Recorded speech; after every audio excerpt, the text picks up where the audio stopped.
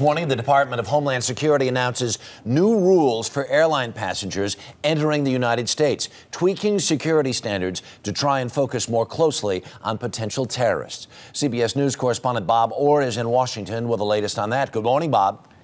Good morning, Harry. Well, the new measures come 3 months after a young Nigerian man tried to bomb an airliner over Detroit.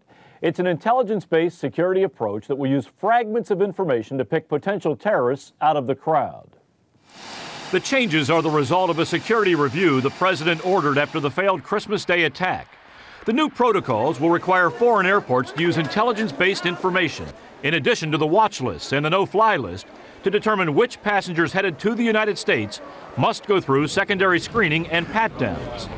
One administration official said, quote, "It's much more tailored to what intelligence is telling us and what the threat is, as opposed to stopping all individuals from a particular nationality."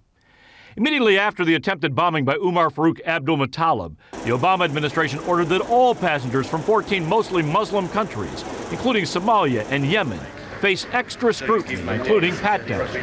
Now that will no longer be the case. Instead, the new system is supposed to raise red flags on those whose names do not appear on the various watch lists by surgically targeting potential terrorists, looking at things like suspicious travel patterns, and in some cases ages, nationalities, and even partial names identified by ongoing intelligence reviews. Now, the idea here is to stop the next Abdul-Muttalib with fragmentary information, things like a partial name, travel history, maybe a demographic profile. Administration officials say it's likely that fewer people will actually face secondary screening, but the result will be the system will better target the real potential threats. Harry? Bob, I want to ask you another question about this wire service report about a domestic group calling itself the Guardians of Free Republics and this threat against U.S. governors. What can you tell us about it?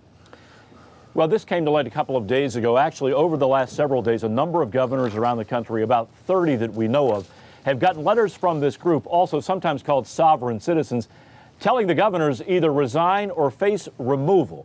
Now, the FBI and the Department of Homeland Security have put out a cautionary note telling state and local police to be aware of this, but I have to emphasize they do not see any violent threats attached to this. This is a citizens' uprising movement trying to put pressure on administration officials, Harry. Bob Orr this morning in Washington. Thanks so much. A lot happens early on The Early Show, weekday mornings on CBS.